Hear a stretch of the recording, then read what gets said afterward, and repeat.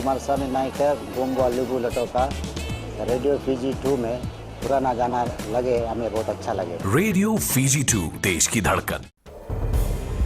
Good evening, Fiji. In this bulletin, quarantine measures reviewed. FMPF funds stable. And banks encouraged to step up.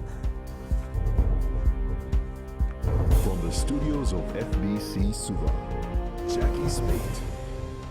The increasing number of COVID-19 cases in the Pacific has prompted the Ministry of Health to review its quarantine measures. Australia and New Zealand are seeing a resurgence of the pandemic, while there are community transmissions in French Polynesia, Papua New Guinea and Guam. Pranita Prakash reports. Senior officials at the Ministry of Health says they cannot afford to be complacent given how COVID-19 cases are emerging in the region. One of the problems that we do have is time can result in complacency if we do not keep reviewing our actions. So the fact that we've also had a constant flow of repatriation and the fact that we've had 1 or 2 cases has kept us on our toes in relation to how we manage our quarantine. Dr. James Fong says they are also reviewing their treatment protocols. And we've updated, we've spoken to overseas clinicians, and they've helped us to update all our protocols so that we can, even many things that we have never met before, when it happens, we already have a plan of how to go about it. Eh? We are very fortunate at this time with COVID-19 that we have critically care units, we have doctors trained in this area, and we have nurses that have been trained in this area. So we are as prepared as we can be. 4 border quarantine cases remain in isolation, while more than 200 Fijians are in quarantine facilities. Pranita Prakash, FBC News. The Fiji National Provident Fund says it's well within its financial means to enable withdrawals for members while continuing to manage the impact of COVID-19 on its operations. Chief Executive Chauchi Koroi says there has been concerns regarding the sustainability of the fund. Kelly Vavala reports these also relate to the management of the FMPF's investments. The fund is adamant that assistance for COVID-19 relief does not pose any risk to members' retirement funds or their assets. The fund's total assets is in excess of 7 billion, and with cash and deposits in excess of 500 million. So the fund has the financial capacity to pay through these requirements that we are giving to our members.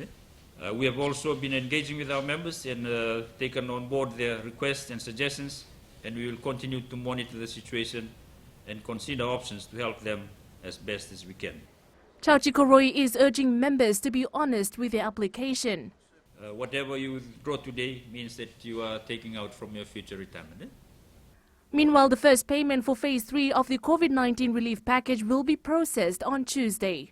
So far, about 14,000 members have accessed Phase 3, have applied for Phase 3. From a safety perspective, you can only access up to 30, but the greater majority of one's funds is preserved for their retirement.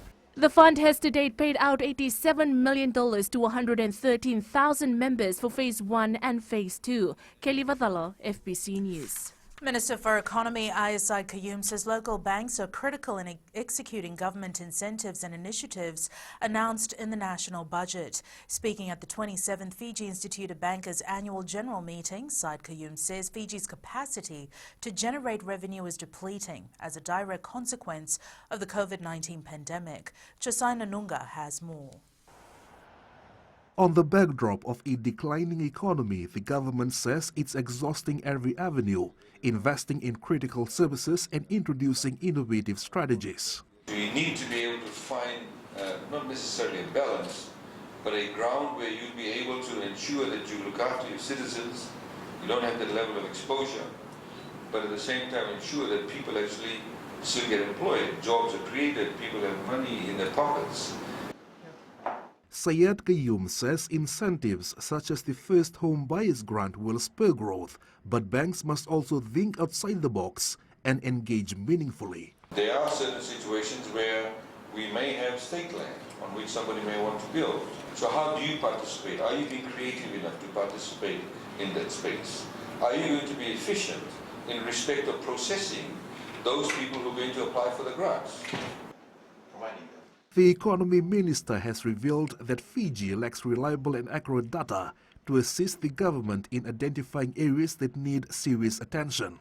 By moving to digital space and by getting what we call also the national ID card, we must be able to have that level of data available to us, because getting that kind of data in your hands makes policy making very, very efficient and specifically targeted. The government is optimistic that its economic recovery framework will succeed in bringing the country back on solid footing. Jose Nanunga, FBC News. Opposition leader Sitiveni Rumbuka is banking on his success at the 2018 general election to secure him the SODELPA leader post. It's a five-way contest, but Rumbuka believes the endorsement of Nasinu, the party's largest constituency, puts him ahead of the race. Lena Rees reports. Sitiveni Rumbuka believes he still has the backing of most SODELPA supporters, and so he decided to throw his name in the hat. As we go towards the period of preparation for the election 2022. I feel responsible now. I can identify the group that have supported me, and it's all over Fiji. I have voters in every polling station in Fiji, so I feel obliged to continue to serve. The party has come through turbulent times, and Rumbuka's allegiances were questioned after he was seen with his chiefly leader Ratunengama Lalambalavu, who apparently tried to wrestle away power within the SODELPA hierarchy. We identified with a certain leader, or this leader or that leader, this chief or that chief. Now we have come away from that. So I'm more comfortable with the party now, in the sense that we are now more united of purpose. We are more united of the objective. With the objective. Meanwhile, opposition whip Linda Tambuya is in the running for the SODELPA deputy leader's position. Tambuya says Rumbuka and her will make a formidable team going into the 2022 election. So really, I'm happy to share right now that Nasinu feels that this would be a good combination to have him lead and have myself to complement him. The party leader and deputy leader positions will be finalized before SODELPA's annual general meeting in November. Lena Rees, FBC News. Up ahead, Water Authority of Fiji owed $14 million in arrears. And Pacific Food Show promotes healthy living.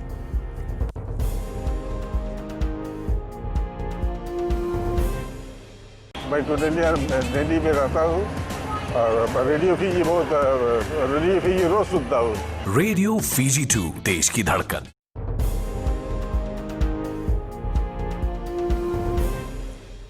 Fiji's national carrier Fiji Airways has announced a profit of $62.1 million compared to $55.3 million for the previous financial year. At a media conference in Nadi today, a $1,000 payout was also announced for staff and former staff as at December 2019. The airline says it's still in a strong position as their group operating profit before tax was $58.9 million compared to $50 million in the previous financial year. It was also confirmed that Boeing has settled Fiji Airways costs incurred after the grounding of the two Boeing MAX 8 last year. Managing Director and CEO Andre Fillion says, however, that lease aircraft cannot be simply returned. When they repossess an aircraft like that, all the future payments, whether it's the loan repayments or it's the rental payments, become due and payable the next morning, plus interest. And they sue you for it. But here's the difficult part. All these agreements have in them what they call cross-default clauses. If you fail in one, they all fail. Lawyers for Air Terminal Services argue that the 595 terminated employees had accepted their termination letters and there was no breach of collective agreement. The Federated Airlines Staff Association took ATS to court, asking that the company be restrained from terminating its members and from terminating the collective agreement dated January 1998. In the Super High Court today, lawyers representing Federated Airlines Staff Association claimed this was a mass termination and a breach of the collective agreement by ATS. They also argue the sacking were unlawful and that there was no consultation. However, the ATS lawyer Devnesh Sharma highlighted that the collective agreement has not been breached because the terminations were on an individual basis. Sharma says ATS used a section of the collective agreement which allows them to terminate individual contracts given 2 weeks' notice. He said because the termination was effective immediately, the 2 weeks' notices were covered through payments made to all employees. The ATS lawyer also says none of the 595 employees filed for employment grievances and they all accepted the payment. He says this means they all accepted their termination. The High Court will deliver its ruling on notice. Apiniswangrantobu, FBC News. The Water Authority of Fiji is urging customers who are lagging behind with payments to make arrangements now. Fijians unable to pay their water bills due to hardships have had their payments deferred until March next year, rather than facing disconnection. Chief Executive Barry Amundsen says this has affected their revenue and outstanding bills will eventually have to be paid. He says it is encouraging those owing bills to start paying up slowly now to avoid any disconnections after March 31st. He says the authority is creating awareness on repayments. This is just a temporary period of time where disconnections will not occur. You still have to pay your bill. You have to pay your bill. And so come to Water Authority Fiji service centres, talk to our staff, come into a payment arrangement, even $5 a week, even something, because we will need to recoup that revenue come the 31st of March. The Water Authority of Fiji is owed over $40 million in rates as of April. The Ministry of Environment has launched the Green Lane Initiative aimed at fast-tracking environment impact assessment processes. Minister for Environment Dr. Mahendra Reddy says they have received complaints about the high EIA consultation fees, and this will be regulated from October 1st. Koroi Tandalala reports. The minister highlighted that the Green Lane Initiative will enhance service delivery. These changes are to expedite the processing of EIA applications, to reduce costs incurred by the businesses seeking the EIA permitting services from the Department of Environment, and to raise confidence of investors in doing business in Fiji. Dr. Mahendra Reddy says this will assist them process gravel extraction and logging business applications. This process, we're looking at completing it from our end and providing a decision in 10 days' time. Currently, it takes 14 days. The ministry says the regulation of the EIA consultation fee will benefit Fijians and also boost investor confidence. At the moment, the ministry has a catalogue, it has a register of all the EIA, all the consultants. In some areas, there may be just one or two, a consultant, and therefore they will decide how much they will charge. So what we intend to do is we intend to regulate the fees that they will charge to a client. It has to be regulated about the amount of work it's done. It has to be something that is equitable to the amount of work and the quality of work that's required for that particular project. The ministry will also provide gold card access for its listed consultation companies to allow them to conduct their work efficiently. Koroi Tandulala, FBC News. The second season of the much-anticipated TV show Pacific Food Revolution was launched last night, this time aiming to educate the region on non-communicable diseases. Dubbed as the biggest cooking competition in the Pacific, the show features chefs from Fiji, Samoa, Tonga and Vanuatu, with the main message of healthy living and eating. Vinina Rakautonga has more. To make signature dishes that best represent Fiji. Encouraging behavioral change and innovative ways to make better food decisions is just what Pacific people need to combat NCDs. 84% of the deaths in Fiji are NCD related. 84% of the death. That's a massive jaw-dropping figure. We're trying to change the trend. And the only way we could do that is to promote and elevate local cuisine, to encourage Fijians and also the Pacific Islanders to let them know, the answer and the solution to our health woes is literally in our backyard. Communications coordinator Wame Valentine says the show is not only for entertainment purposes, but for promoting local healthy cuisine. Our work is quite innovative and quite unique in the sense that we use reality television, we use radio, we use social media to create change, to change behavior. Health Minister Dr. Ifremi Wangainambete says the effects of the pandemic should not deter us from living healthy lifestyles. I hope that during this COVID-19 pandemic that we all individuals in the Pacific and in Fiji especially, will continue to put health as an important part of their personal development and also those of their family. Season 2 of the cooking show airs on FBC TV every Thursday at 8 p.m. Venina Rakautonga, FBC News. And Karoy joins us now with the latest in business. Thanks, Jackie. Coming up after the break, motor vehicle dealer sales slump and new Fijian-made product enters the market. Stay with us.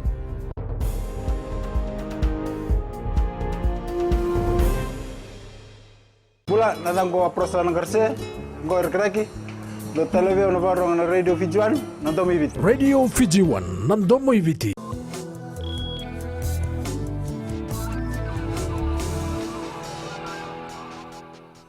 More businesses continue to benefit from the reduction in import duty announced in this year's national budget. Sridhar Motors Limited says it's been encouraged to bring in more cars this year. Kritika Kumar reports. The Ford and Subaru dealer says the revised motor vehicle import duty has created a more competitive market. Now it's opened us the door to bring this vehicle, and for the people of Fiji, it's the good news that we are now bringing this vehicle. So it's a healthy competition, it's a consumer benefit, and I see this is a very good initiative by the government to bring in this duty reduction, whereby we can bring in more advanced technology vehicles into Fiji. The company has suffered the financial effects of the pandemic, with sales dropping by 50%. Well, frankly speaking, the market has been low. Globally, the market is down. Locally, we are 50% down compared to the previous years. And it's all purely because it's a pandemic which is happening. Sales manager Rajkumar says in order to attract more buyers, Sridhar Motors is relying on vehicles with advanced safety features. Yes, there were some ups and downs, but then, as I've said, like bringing in these safety features, and with all these features, of course, we're expecting the numbers to increase. So sales will be increasing for Sridhar Motors. Meanwhile, Sridhar Motors Limited today launched Subaru Eyesight technology, which is a driving support system that uses a range of functions to assist in making decisions in order to provide more safe and comfortable driving and to help prevent collision. Kritika Kumar, FBC News. Telecommunications company DIGICEL Fiji is the first company to pass on to consumers the benefits of the removal of data levy initiated by the government. It has launched a new product offering 40 gigabytes of data, DIGICEL calls and text for $10 a month. Chief Executive Farid Mohammed says the launch is timely given the current economic situation we're in. Mohammed says the company is also investing $30 million on upgrading their network, with Phase 2 expected to be completed in September. COVID has had a significant impact on the lives of our people here, not just in Fiji, but globally. And that's why, again, going back to the all-in theme, we are all in for Fiji. We are all in for supporting our communities. We are all in for supporting our people. We want to ensure that one of the essential services, which is communication, they are able to access at an affordable and reasonable price. Shoran from HFC Bank joins us now with the latest from the money markets. Looking at the latest, Australian retail sales rose again in July, with gains in all states and territories except Victoria. The estimated retail sales rose to Australian $30.75 billion, up a robust 12.2% on the same month last year. This saw a bit of boost to the Aussie demand, however, didn't take long for the market to digest the fresh release. On Wall Street, equities ended in the positive territory overnight, with the tech-savvy Nasdaq finishing at a record high. The Dow Jones Industrial Average rose 0.17%, while the S&P 500 rose 0.32%. But on the data front, applications for U.S. unemployment benefits unexpectedly increased. The number of Americans filing for new unemployment benefits rose above 1 million mark last week. The U.S. dollar, however, held on to its gains, fueled by the Federal Reserve's meeting minutes from yesterday. But it remains to be seen whether the U.S. dollar can hold on to its momentum, especially after their GDP stats get released next week. And that's all from your HFC Bank for this week. Pinaka. Looking at today's local exchange rates as set this morning, the Fiji dollar lost ground against the Chinese yuan, the Aussie dollar, the PNG kina, the euro and the Japanese yen, but rallied slightly against the US and Kiwi dollars. Now looking at the commodities, crude oil prices saw minimal increases, still staying above $42 per barrel. Gold fell by about $6 to close at $1,945 per ounce, and silver closed down at $27.33 an ounce.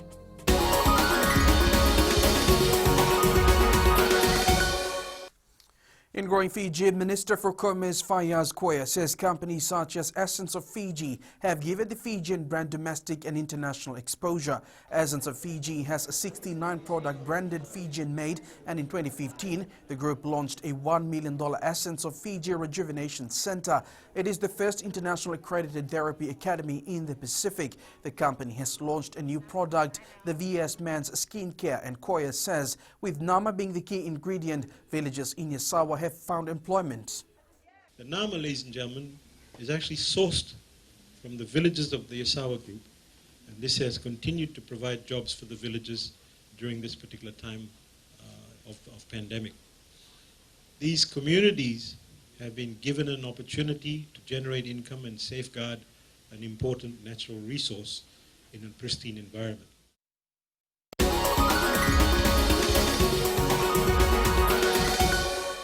And that's it from Business Tonight. Jamie joins you now with the latest in sports. Thanks, Corey, and good evening. Ahead in sports. Skipper Cup pressure good for Sevens players, says Beba. And Futsal IDC kicks off in Suva. There's some more coming up.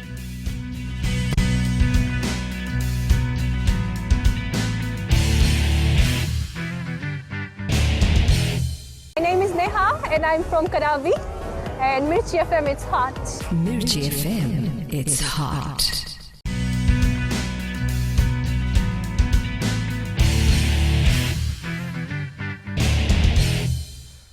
Fiji National Sevens head coach Gareth Baber is well aware of the challenges our Seven Stars are facing in the Skipper Cup competition.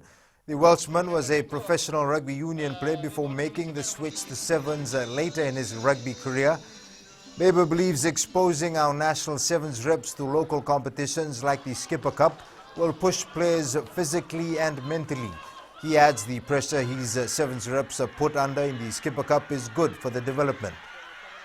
I got huge benefits from the challenge it gave me physically, the challenge it gave me mentally to strategize on the field and, you know, really have my skills, different skills under pressure. Likes of kicking games for halfbacks, which you don't see so much of in Sevens. But, you know, I think that's hugely beneficial for any player to be put under that pressure and have to sort of work their way through a 15s game when there's that many more players on the field. The Lautoka rugby side knows to win the Fairbrother Challenge tomorrow, they'll need to maintain discipline at all times. The Maroons face a mammoth task taking on Namosi in the Fairbrother and Skipper Cup match at Suva's NZ Stadium. They've acquired the services of former Flying Fijians Lok Iferemi Rawanga as they hope to bring the Fairbrother to the West after a lapse of 7 years. Chair Tevita Momoindonu says they have upped the ante in terms of preparation. This week, the preparations, you know, we've lifted the preparations a bit, so to match, you know, what we saw last week. Namosi, the champion team, to be able to get the Fairbrother down to the West, we need to play solid 90 minutes, disciplined rugby. Pacific Tents, Taxis and Tours Lami has started off its Vodafone Futsal Inter-District Championship campaign on a winning note. The side defeated fellow newcomers Nreketi 6-1 in the opening match of the tournament. Tale Materukula with the story. Jashnit Vikash and Manasa Levadi netted 2 each for Lami in the first half to take a commanding 4-0 lead at halftime. Manager and Vice President Kavni Lal says the players performed to expectations. Great start by the boys. They didn't fail to express themselves. I think they really enjoyed themselves as well. But the job is not done. It's just started, 1 match down. However, Lal is mindful of areas that need improvement. The communication between the boys and the tactics are getting there. So just need to fine tune on that. And of course, Suva, the defending champions, will be a difficult team. But we should be prepared come tomorrow. It wasn't the start that the Northerners wanted, but Draketi coach Commander Naidu remains optimistic that players will improve. We'll obviously pick up. It's just a first game, and if you look at the scoreline, if you look at other teams, they get thrust. Big names get thrust. 10-1, other. But if you look at our, for me it just was giving 3 goals. We were playing ball. Lami will face defending champion Suva tomorrow at 10 a.m. while Draketi battles Lautoka at 11:15 a.m. Talima Terkula, FBC Sports. Suva will not be part of the Fiji Volleyball Federation's special general meeting tomorrow. The association is being run by an interim management, which has a few things to get in order before joining the National Federation. Aquila Dama with a story. Interim Suva President Kimweli Naingama says there hasn't been much activity in Suva for the past 2 years, and they are trying to revamp the association. We had come together as past players and officials of Suva Volleyball Association to put together certain programs for the Suva Volleyball Association, which we thought that it would be best to revamp Suva Volleyball Association, encourage clubs, teams to come and be part of the association. This is also why Suva has not paid its $500 affiliation fee to Fiji Volleyball, which means it will miss the SGM tomorrow. Build up our constitutions in terms of its good governance, our player and coaches and technical official profiles. These are the things that we had decided to work on first before joining the Fiji Volleyball Federation. Fiji Volleyball President Linganguki Suva says only 14 associations will be part of tomorrow's meeting. On record, we have 24 associations, of which 14 are financial members, and those 14 will be part of the special general meeting this Saturday. The purpose of the special general meeting is to elect new board members and also to discuss the way forward. Everyone knows COVID has changed the way we do things in Fiji. The SGM will be held in Flagstaff, Suva tomorrow. Aquila Dama, FBC Sports. Fiji Mbati stars Mike Sivo and Wanga Blake scored a try each for the Parramatta Eels in their 14-0 win over the Storm last night.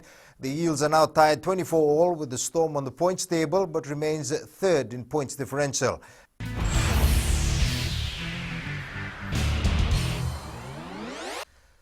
In today's Play of the Day, we take a look at the students of Lautoka Ndelana Primary School, showing their enthusiasm and support for the Maroons ahead of the Fairbrother clash against Namosi tomorrow.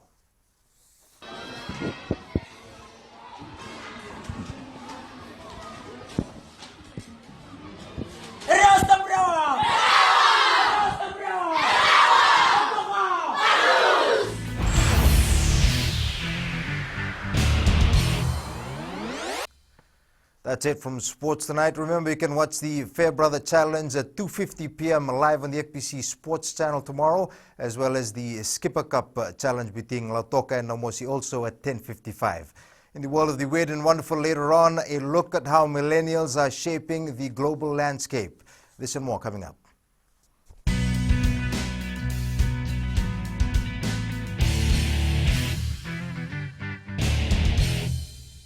Hi, Bula. I'm Selai from Nandi. I love Gold FM, only the classic hits. Gold FM, only the classic hits.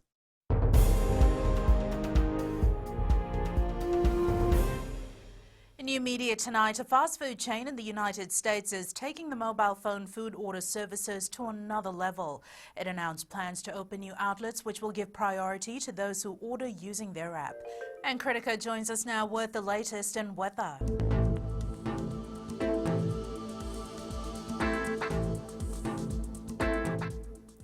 Taking a look at the weather, mostly fine conditions prevailed over most part of the country today. In the west, partly sunny and very humid conditions all throughout the day. Eastwards from Peck Harbour to Suva, humid with intervals of cloud and sunshine. A slight chance of scattered showers later at night. Up to the north, it was a mixture of sun and clouds with temperatures going above 30 degrees. At sea, moderate east to southeast winds, moderate seas. And turning to the tides, the next high tide is at 8:25 p.m. followed by low tide at 2:29 a.m. Sunrise will be at 6:21 That's in the morning, of course. For tomorrow, cloudy period with brief showers over the eastern parts and interior of the larger islands, mainly fine elsewhere. And looking further on to Sunday, mainly fine conditions in the forecast. That's the weather. It's back to Jackie. Thanks so much for that, Kritika. In Fijian Pulse tonight, we asked, can Lautoka beat Namosi to win the Fairbrother Cup? I think Lautoka is a good side. I think they can have a chance to. Namosi will try to defend that side. I think Namosi will win. They have a strong side, and looking at their previous performance, I think they can retain the title. I think Namosi will win because they've been a good side. And in the world of the weird and the wonderful, the global landscape is being influenced by millennials more than ever before, and now it's affecting the future of many businesses. And recapping the main stories for tonight, quarantine measures reviewed, FNPF funds stable, and banks encouraged to step up. Now for these stories and others, tune in daily to our sister radio station, Gold FM. A poll question we're asking, should players found guilty of using drugs be banned from playing for life? Visit the FBC website to answer. And our shot of the day, last one for the week, sent in by Angela Singh O'Hara, one of the largest aircrafts in the world, a Russian-made, landed in Nandi this morning. And you can send us newsworthy pictures to email fbcnews@fbc.com.fj via Facebook page and our Twitter page at FBC_news. That's your news for tonight. Until tomorrow, from the team and I, have a safe and enjoyable weekend. Bye for now.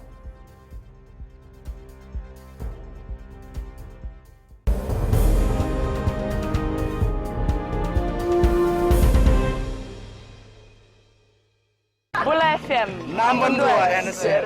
Bula FM number 2 NSR.